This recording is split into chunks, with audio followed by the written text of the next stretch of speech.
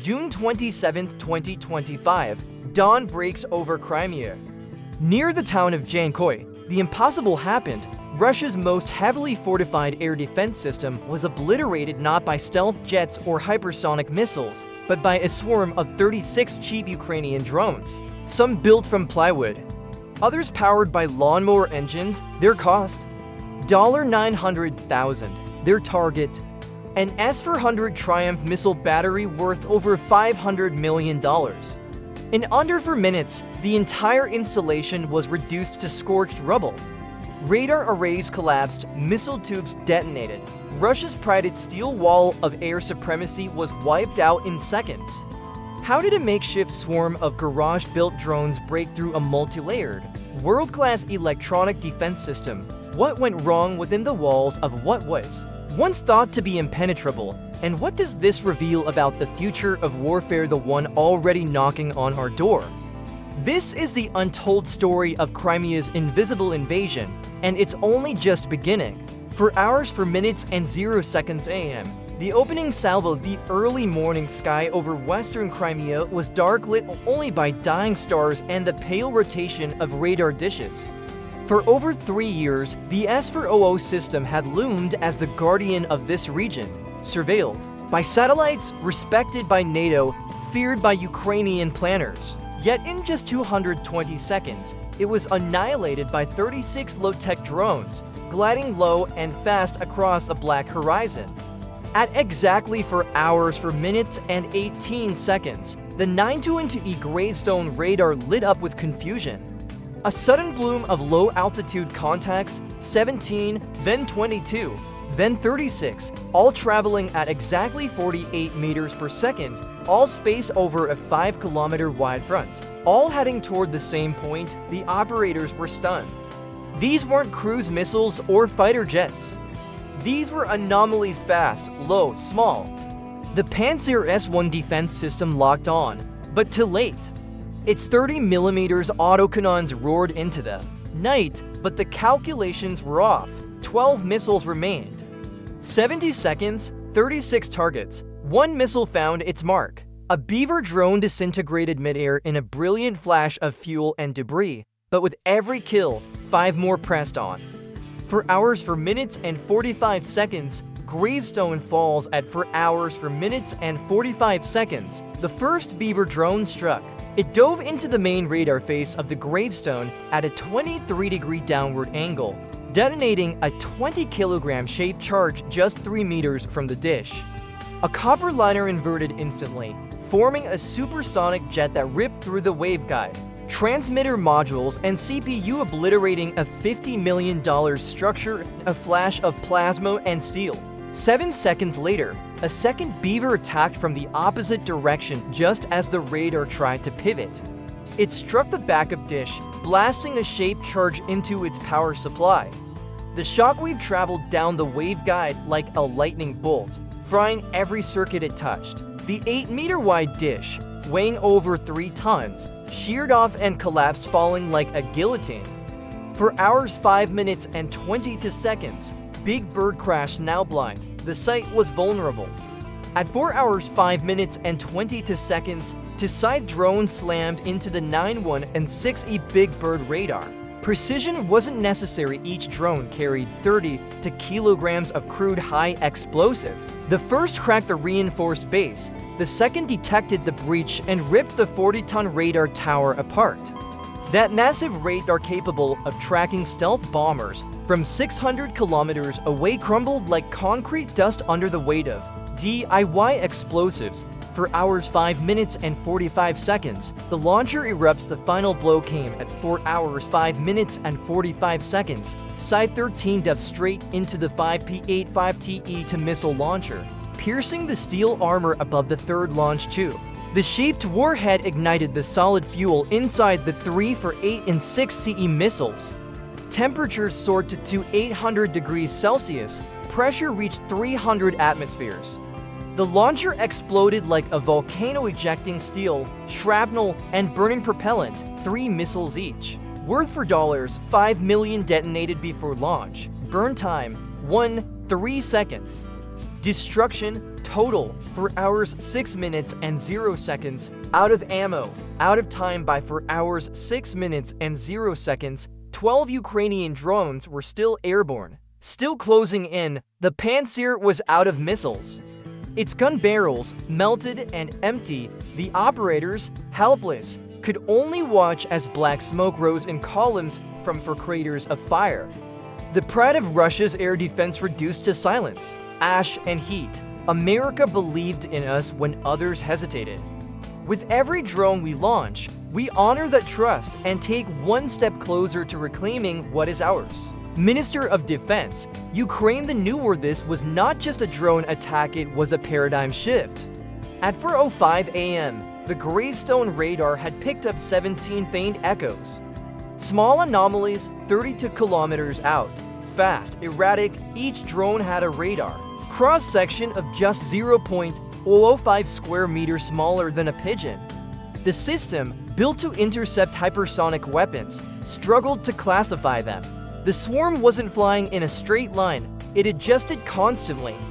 Some drones flew at 80 meters, others skimmed at 30.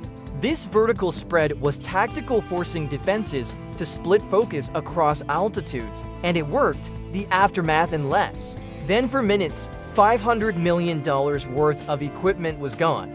Destroyed by a handful of low-tech UAVs assembled in garages and barns. This wasn't just a tactical victory, it was a strategic message. The wars we thought we were ready for are not the wars that are actually happening. Crimea's invisible invasion has begun, and it won't end here. Each Pantsir unit was armed and ready. 12 5.7 missiles locked in their launch tubes and a twin-barrel 30mm autocannon poised for close-range defense. On paper, it could engage for airborne targets at once. In reality, it struggled with just one. Its radar was calibrated for large, heat-emitting aircraft, not for a swarm of plywood drones, whisper quiet and handmade in civilian garages. As the drones entered a 5-kilometer radius, the countdown began. 100 seconds to impact. Less than 2 minutes to detect, prioritize, engage, and destroy 36 autonomous aerial targets, all flying at 48 meters per second, each on a unique flight path, altitude, and trajectory. The math didn't favor the defenders. The Pantsir's fire control system required 12 seconds per drone to complete a full targeting cycle, 2 seconds for radar acquisition, 1 second to fire, 6 to 8 seconds of missile flight time, and 2 seconds for kill confirmation. With only 98 seconds remaining and 36 drones in the kill zone, not even perfect performance would be enough. A single 5.7 missile roared from its launcher, streaking through the air at Mach 3, homing in on a low-flying Scythe-class drone, but the proximity fuse malfunctioned. It missed by just 2 meters, flying past harmlessly and detonating over an empty field. The operator took manual control. Switching to optical sights, he launched a second missile. This one struck true. A direct hit tungsten fragments shredded the target mid-flight. 1 down, 35 to go. A second Pantsir battery entered the fray. It fired 6 missiles in rapid succession, 18 seconds, 2 more kills. But the remaining drones had already splintered into strike formations, each assigned to a critical node of the defense grid radars, command units, missile launchers. From above, it wasn't chaos. It was choreography, a war algorithm in motion. Each drone locked on, each vector calculated, every trajectory pre-planned. The defenders, they were trying to fight a precision storm with a bolt-action rifle. The Pantsirs were running low on ammo. The drones were now within 2 kilometers. The final minute had begun. Want to see how $900,000 worth of drones dismantled? $500 million in defenses. Keep watching and make sure you're subscribed. For 47 a.m. the first strike lands. A Beaver-class UAV, diving at 80 meters altitude, slams into the 920 Gravestone radar, the primary target, the central nervous system of the S-400 battery. Fitted to its nose, a 20 kilograms shaped charge, designed by Ukrainian engineers for one mission: penetrate layered steel, fry hardened electronics, and kill the radar from within. The detonation is precisely timed, 30 inches from impact. The copper liner inverts into a hypervelocity jet, punching forward at Mach 23. It slices through the radar housing like butter, tears into the waveguide system, and cooks the internal components in milliseconds. The radar is dead. And with it, a sector goes blind. 7 seconds later, a second beaver swoops in from the opposite direction, slamming into the 9-2-6E backup radar. The shaped charge strikes the rotating antenna's feed Hornet's soft underbelly. The shockwave surges through the system. The 3-ton radar dish, 8 meters wide, detaches from its mount and collapses like a falling satellite. The S-400 cannot see, it cannot lock, it cannot shoot, but the assault continues. For hours 48 minutes and 22 seconds a.m. to scythe drones attack from the north. Their warheads don't seek precision, they bring brute force. 32 kilograms of high explosives each. The first strike fractures the structural base of the 9-1-6E Big Bird radar. The second follows 7 seconds later and obliterates it. The 40-ton antenna, built to endure hurricane force winds, collapses in flames. Another side targets a 5P-85TE missile launcher, punching through 20 millimeters of armor before detonating inside its ammo compartment. The result is catastrophic. 3 for 8 and 6 missiles, each over 19 feet long, each containing solid fuel propellant, ignite in a chain reaction. These rockets were built to launch vertically, but now their tubes vent sideways. Temperature spiked to 800 degrees Celsius. Internal pressure exceeds 300 atmospheres. In just 3 seconds, the launcher explodes, spewing burning debris and missile fragments in every direction. For hours 49 minutes and 10 seconds a.m., the final wave hits. 3 beavers flying fast and low strike the southern perimeter. Their combined 60 kilograms of explosives annihilate what's left of the radar and command systems, the last threads of coordination gone. In just under 3 minutes, the S-400 system, Russia's most celebrated air defense asset, is reduced to wreckage, black smoke, shredded aluminum, and silence. These weren't stealth fighters, they weren't billion-dollar cruise missiles. They were garage-built UAVs, launched in waves like locust sand. They succeeded where far more expensive systems have failed. Russia saw it coming, but by the time they reacted, it was already over. For 50 a.m., the roar of twin AL-1 F-1 engines breaks the dawn silence over Belbek Air Base. To Su-35 multi-role fighters scream into the sky, scrambled just 8 minutes earlier. Too late, the sky has already fallen, command received fragmented. Warnings of potential drone activity near key infrastructure, northern Crimea. Burning over 400 liters of fuel per minute, the jet screamed toward the last known coordinates of the S-400 air defense site near Jankoy. But when they arrived, there was nothing left to protect. From 10,000 feet, the pilots could see what no radar ever could, for massive columns of smoke rising into the dawn sky, each over 500 meters tall. Below, the scorched remains of radar domes, missile launchers, and command vehicles still flickered with secondary explosions. The thermal signature from the strike was so intense it could be tracked in real time by NATO satellites. Visual confirmation left no doubt the 9-2-6E radar was gone. The 9-1-6E Big Bird command post lay in ruins. 5 P-85TE-2 launchers were reduced to twisted wreckage. The Panzer units either obliterated or out of ammunition. The pilots made one pass, reporting what their targeting computers had already confirmed: no remaining signals, no functional uplinks, no surviving electronics. The S-400 system, responsible for guarding Western Crimea for 3 years, hadn't just been breached, it had been erased. And it all happened in under 4 minutes. No cruise missiles, no stealth aircraft. Just 36 low-cost UAVs, made from plywood and plastic, powered by lawnmower engines and guided by lines of code. Russia's most advanced integrated air defense system, capable of tracking stealth bombers and intercepting hypersonic missiles, had been defeated by homemade drones flying under its radar, quite literally. It was a lesson that shook the world.